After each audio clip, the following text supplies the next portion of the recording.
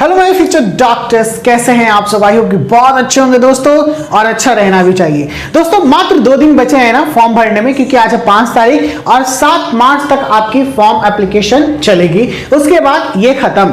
Window जो open शुरू होगा वो 9 to 11 में आप अपने प्रॉब्लम को, जो भी प्रॉब्लम है फॉर्म भरने के दौरान में आपके साथ हुई है, अगर कुछ एरर हो गया तो उसे आप सुधार सकते हैं। लेकिन आज मैं इसका वीडियो नहीं बना रहा हूं।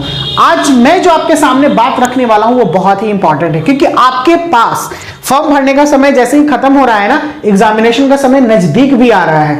यानी आपका एग्जामिनेशन 4 मई को प्रपोज्ड है। इट्स मीन आपके पास मात्र 2 महीने बचे हैं। 2 से 2 4 हो जाता है, लेकिन ये मत समझिएगा, केवल 2 महीने बचे हैं। तो आपको अब करना क्या है? आपको प्रिपेयर करना है ना भैया, किस चीज का? ये एग्जामिनेशन का।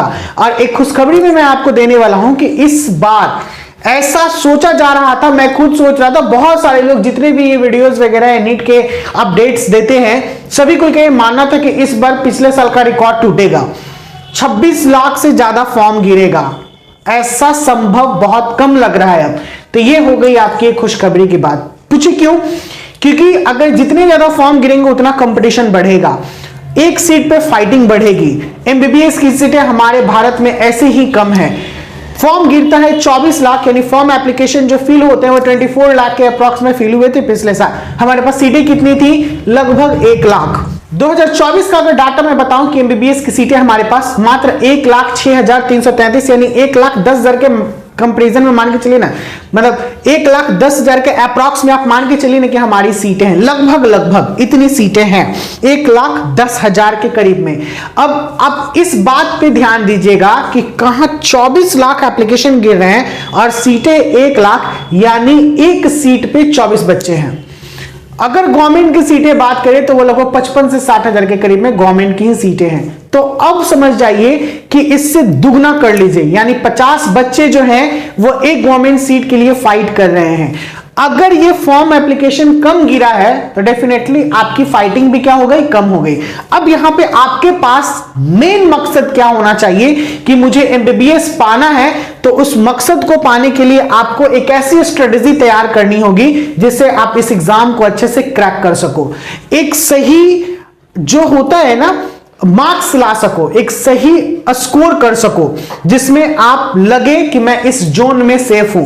बच्चे लोग प्रीवियस टाइम में यानी 2024 में मेरे पास कई ऐसे मैसेज आए हैं कि सर मैंने 650 स्कोर किया है, मैं जनरल से हूं, क्या संभावना है?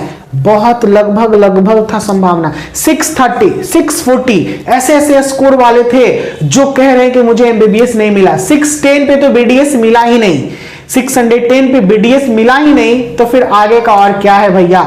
इसलिए क्योंकि पिछले बार का जो स्कोरिंग नेचर था पेपर का वो बहुत हाई था, और आपको बखूबी पता होगा हाई होने के पीछे बहुत बड़ी वजह थी, क्योंकि पिछले साल के नीट में ऐसी बातें सामने आई हैं जिसमें बहुत बड़ी बातें पता चली हैं कि कितना धांधली हुआ था प्रीवियस टाइम से। यानी अगर पीछे से हम लोग बात करें, अभी तक के मेडिकल हिस्ट्री में जो नीट का एग्जामिनेशन होता है, इस हिस्ट्री में कभी भी इतने बच्चे एक बार में पास नहीं हुए थे जिस 720 आउट ऑफ 720 लेके आए, यानी लगभग 60 से 70 बच्चे एकदम सीधे फर्स्ट रैंक लेके आए। अब इसे समझिए कि 60 से 70 बच्चे जब फर्स्ट रैंक लेके आए तो सेकेंड रैंक वाले कितने होंगे, थर्ड वाले कितने होंगे, फोर्थ वाले, और टॉप 50 में कितने बच्चे आ जाएंगे?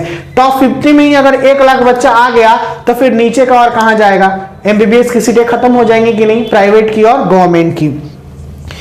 इस बार जो 2025 में है गवर्नमेंट की सीटें कुछ बढ़ेंगी। आई होप कि 10 से 15,000 सीटें बढ़े, 5 से 10,000 सीटें बढ़े, जो भी है मैं उसका अपडेट आपको दूंगा, क्योंकि पिछले साल की सीटें बढ़ी थी और उसके पिछले साल की सीटें 2023 में भी कुछ मेडिकल कॉलेजेस बने, 2024 में भी, और 2025 में भी कुछ मेडिकल कॉलेजेस बन के तैयार हो जाएंगे आपके काउंसलिंग तक। तो उम्मीद है कि वो सीटें भर जाएंगी, और लास्ट राउंड 3 काउंसलिंग तक भी सीटें जो जगह पे खाली थी वहां पे भी भरी हैं। तो थोड़ा सा पेशेंस भी रखना है आप लोगों को अगर एमबीबीएस पाना है तो। वो सारी बातें तो बाद में होंगी आपके रिजल्ट आने के बाद कि कितना कट ऑफ जाएगा, क्या होगा। आज की बात जो है वो आपके स्ट्रेटजी को लेके है, बायोलॉजी, फिजिक्स और केमिस्ट्री। मुझे ऐसा तैयारी करना है कि मुझे 650 प्लस मार्क्स आए, तभी कुछ सेटिस्फैक्शन मिलेगा कि नहीं मैंने अच्छा स्कोर किया है और मैं एमबीबीएस के दावेदारी में अपने आप को रख सकता हूं, यानी ला सकता हूं।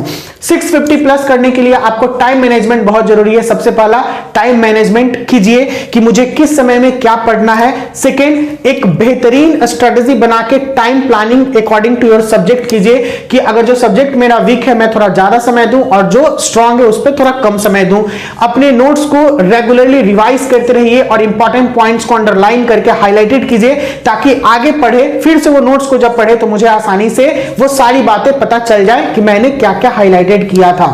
एक इरर नोटबुक बनाइए जहां पर आप अपनी गलतियों को लिखें और रोज अभी के समय में प्रत्येक दिन एक सेट प्रैक्टिस अगर आप कीजिएगा, मॉडल पेपर को आप दीजिएगा 3 घंटे के समय में, तो उम्मीद नहीं, मैं गारंटी के साथ कहता हूं कि आपके आने वाले समय में जिस समय आप एग्जामिनेशन हॉल में बैठोगे ना, you feel I am the complete here, यानी आप महसूस करोगे कि मैंने जो काम किया है मैंने बहुत अच्छा किया है। एग्जामिनेशन कैसा होगा क्या होगा डजंट मैटर, क्या है क्या नहीं खत्म कीजिए उस बात को, लेकिन सबसे ज्यादा मायने रखता है आपका यही बात, ये टाइम मैनेजमेंट और आपकी स्ट्रेटजी जो है। मैंने जो भी बात कही कि किस तरीके से आप ऐसा रणनीति बनाइए ताकि आपके एग्जामिनेशन में वो फायदा करे, बिल्कुल फायदा करेगा और आपको आपके ड्रीम तक पहुंचाने में मदद करेगा जो कि एमबीबीएस का ड्रीम है।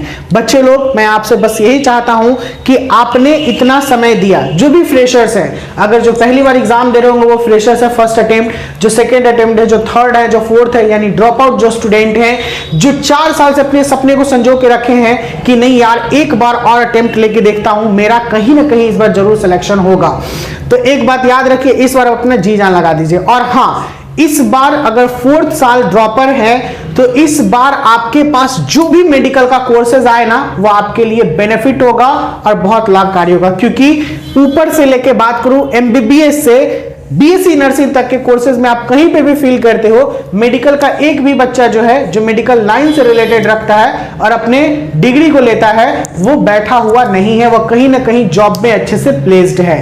तो बच्चे लोग ये बात को ध्यान में रखिएगा कि इस बार मुझे क्या करना और कैसे स्ट्रेटेजी से अपने रैंक को हासिल करना है जो बेहतरीन हो और मुझे एमबीबीएस को मिला सके और एमबीबीएस मुझे मिल सके और पा सके हम। तो आज मैं अपने वीडियो को यहीं पे रोकता हूं। आई होप कि ये वीडियो आपके लिए बहुत इन्फॉर्मेटिव रहा हो। अगर ऐसा हो तो प्लीज वीडियो को लाइक कीजिएगा, दोस्तों के बीच में शेयर भी कीजिएगा। भाई का मेहनत पसंद आए तो चैनल को जरूर सब्सक्राइब कीजिएगा। बहुत जल्द मिलते हैं न्यू अपडेट और बहुत सारे वीडियोस के साथ। बाय बाय, टेक केयर, बहुत जल्द।